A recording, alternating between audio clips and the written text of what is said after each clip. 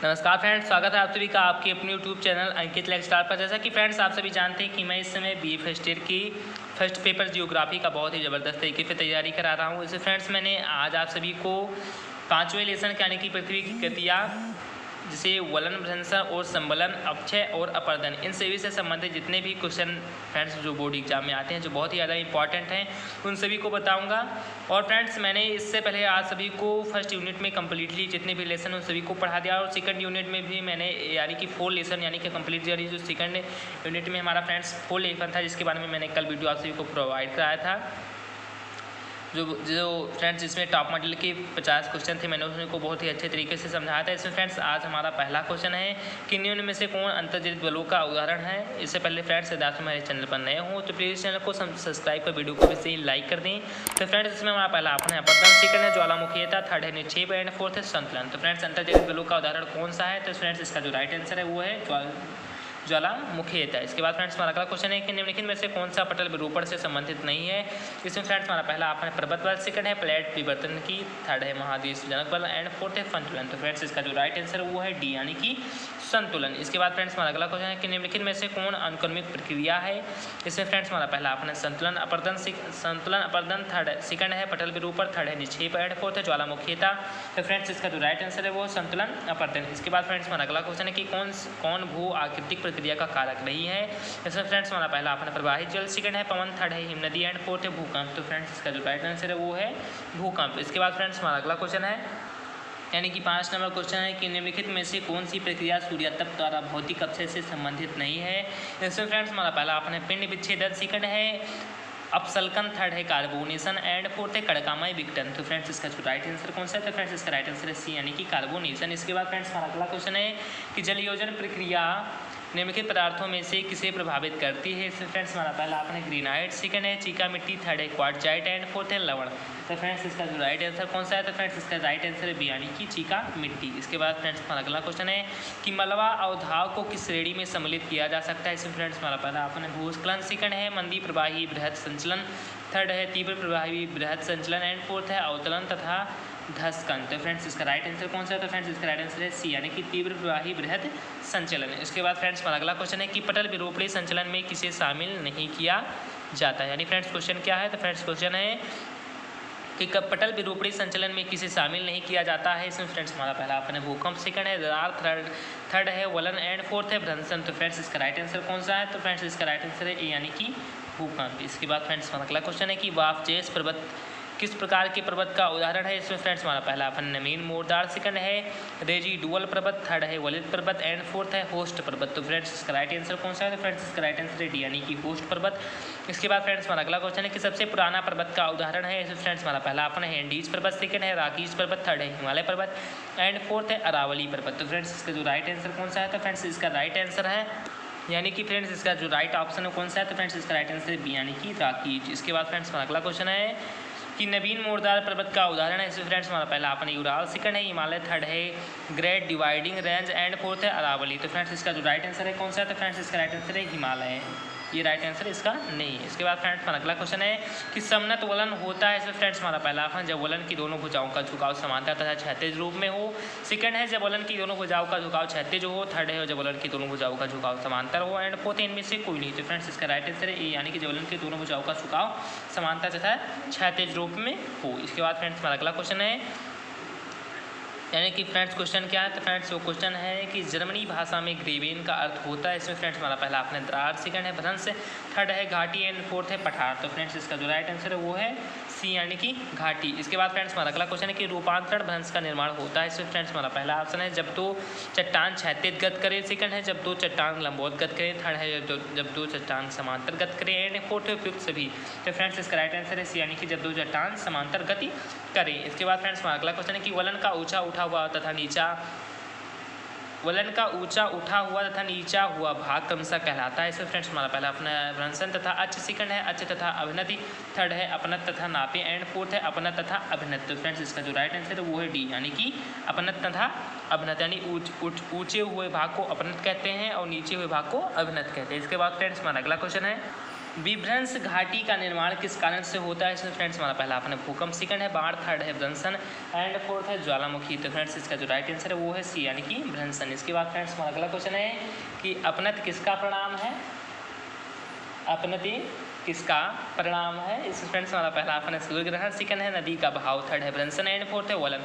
तो फ्रेंड्स इसका जो राइट आंसर कौन सा है? तो फ्रेंड्स इसका राइट आंसर है डी यानी कि वलन। इसके बाद फ्रेंड्स हमारा अगला क्वेश्चन है कि निम्नलिखित में से कौन पर्वत निर्माणकारी कार्यों में शामिल है? इसमें फ्रेंड्स हमारा पहला ऑप्शन है वलन, सेकंड है सम्मलन, थर्ड है भ्रंशन एंड फोर्थ है उपयुक्त सभी। तो फ्रेंड्स इसका राइट आंसर है डी यानी कि उपयुक्त सभी है। इसके बाद फ्रेंड्स हमारा अगला क्वेश्चन है कि छीपड़ होता है। इसमें फ्रेंड्स हमारा पहला अपना भ्रंश के सहारे सेल पर्वतों में लंबवत विस्थापन, सेकंड है भ्रंश के सहारे सेलों में समांतर विस्थापन, थर्ड है भूकंप के कारण सेलों में दरार एंड फोर्थ है सूखा के कारण सेलों का सरकना। तो फ्रेंड्स इसका राइट आंसर कौन सा है? तो फ्रेंड्स इसका राइट आंसर है ए यानी कि भ्रंश के सहारे सेल पर्वतों में लंबवत विस्थापन।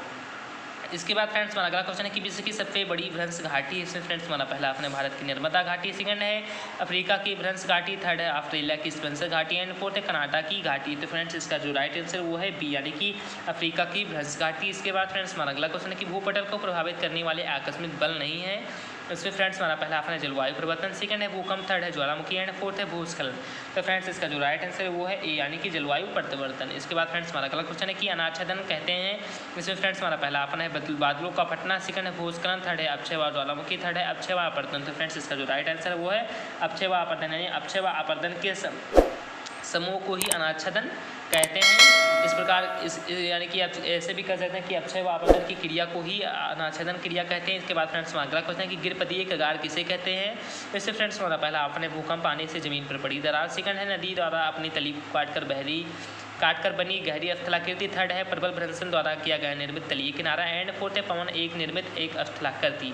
तो फ्रेंड्स इसका राइट आंसर कौन सा है? तो फ्रेंड्स इसका राइट आंसर है सी यानी कि प्रबल भ्रंशन किया द्वारा निर्मित तलीय किनारा। इसके बाद फ्रेंड्स हमारा अगला क्वेश्चन है 24 नंबर क्वेश्चन है कि ग्रामीण क्या है? तो इसमें फ्रेंड्स हमारा पहला अपने यूरोप में घास का मैदान, सेकंड है मरुस्थलीय जानवर, थर्ड है भ्रंश से निर्मित संक्रिय स्थलाकृति एंड फोर्थ है इनमें से कोई नहीं। तो फ्रेंड्स इसका जो राइट आंसर है वो है सी यानी भ्रंश से निर्मित संक्रिय स्थलाकृति। इसके बाद फ्रेंड्स हमारा अगला क्वेश्चन है कि निम्नलिखित में से कौन भ्रंश का प्रकार है? इसमें फ्रेंड्स हमारा पहला ऑप्शन उत्क्रम भ्रंश, सेकंड है पार्श्वीय भ्रंश, थर्ड है पार्श्वीय भ्रंश एंड फोर्थ है उपयुक्त सभी। तो फ्रेंड्स इसका जो राइट आंसर है वो है उपयुक्त सभी। इसके बाद फ्रेंड्स हमारा अगला क्वेश्चन है कि चट्टानों में लहरदार मोड़ पड़ने का कारण है। इसमें फ्रेंड्स हमारा पहला ऑप्शन क्षैतिज संचलन से उत्पन्न संपीड़न द्वारा, सेकंड है भ्रंश के कारण उत्पन्न तनाव द्वारा। तो फ्रेंड्स जो क्षैतिज संचलन से उत्पन्न संपीड़न के द्वारा ही चट्टानों में लहरदार मोड़ पड़ने का कारण है यानी इस कारण से इसका जो राइट आंसर हो जाएगा वो फ्रेंड्स क्या है? वो ए नंबर है। इसके बाद फ्रेंड्स हमारा अगला क्वेश्चन है कि दो स्थल खंडों की मध्य की भाग के नीचे धंसने से बनी स्थलाकृति को कहते हैं। फ्रेंड्स हमारा पहला अपना गुम्बद, सेकंड है किनारा, थर्ड है भ्रंशन एंड फोर्थ है वलन। तो फ्रेंड्स इसका जो राइट आंसर वो है क्या? तो फ्रेंड्स इसका राइट आंसर है यानी कि भ्रंशन। इसके बाद फ्रेंड्स हमारा अगला क्वेश्चन है कि वलन का निर्माण होता है। इसमें फ्रेंड्स हमारा पहला ऑप्शन है जब भ्रंश तल के दो भूखंड एक दूसरे की ओर खिसकते हैं, सेकंड है जब भूपृष्ठ की चट्टानों पर विपरीत दिशा में दबाव पड़ता है, थर्ड है संपीड़न के कारण चट्टान टूटने लगे एंड फोर्थ है इनमें से कोई नहीं। तो फ्रेंड्स इसका राइट आंसर भी यानी कि जब भूपृष्ठ की चट्टानों पर विपरीत दिशाओं में दबाव पड़ता है। इसके बाद फ्रेंड्स हमारा अगला क्वेश्चन है कि अफ्रीकी महान भ्रंश घाटी यानी विश्व की सबसे लंबी भ्रंश घाटी जिसे अफ्रीकी महान भ्रंश घाटी कहते हैं की लंबाई कितनी है? इसमें फ्रेंड्स हमारा पहला अपना 6400 किलोमीटर, सेकंड है 5800 किलोमीटर, थर्ड है 7900 किलोमीटर एंड फोर्थ है 4600 किलोमीटर। तो फ्रेंड्स इसका राइट आंसर है यानी कि 6400 किलोमीटर। इसके बाद फ्रेंड्स हमारा अगला क्वेश्चन है कि भ्रंश के निर्माण में किस तत्व की प्रधान भूमिका रहती है? इसमें फ्रेंड्स हमारा पहला ऑप्शन है दबाव व तापमान, सेकंड है संपीड़न व तनाव, थर्ड है तापमान व संपीड़न एंड फोर्थ है तनाव व तापमान। तो फ्रेंड्स इसका जो राइट आंसर वो है बी संपीड़न व तनाव। इसके बाद फ्रेंड्स हमारा अगला क्वेश्चन है कि समनत वलन का निर्माण किस प्रकार होता है? इसमें फ्रेंड्स हमारा पहला ऑप्शन है संपीड़न के कारण वलन की दोनों भुजा एक ही दिशा में झुके, सेकंड है संपीड़न के कारण वलन की दोनों भुजा विपरीत में झुके, थर्ड है संपीड़न के कारण वलन की एक भुजा लंबवत व दूसरी क्षैतिज झुके एंड फोर्थ है इनमें से सभी के कारण। तो फ्रेंड्स इसका राइट आंसर है यानी कि संपीड़न के कारण वलन की दोनों भुजा एक दूसरी एक ही दिशा में झुकें। इसके बाद फ्रेंड्स हमारा अगला क्वेश्चन है कि निम्नलिखित में से कौन वलन का अंग नहीं है? इसमें फ्रेंड्स हमारा पहला अपना नति, सेकंड है अपना, थर्ड है रंप एंड फोर्थ है अभिनति। तो फ्रेंड्स इसका जो राइट आंसर वो है सी यानी कि रंप। इसके बाद फ्रेंड्स हमारा अगला क्वेश्चन है यानी कि 33 नंबर, 34 नंबर, 35 नंबर और 36 नंबर।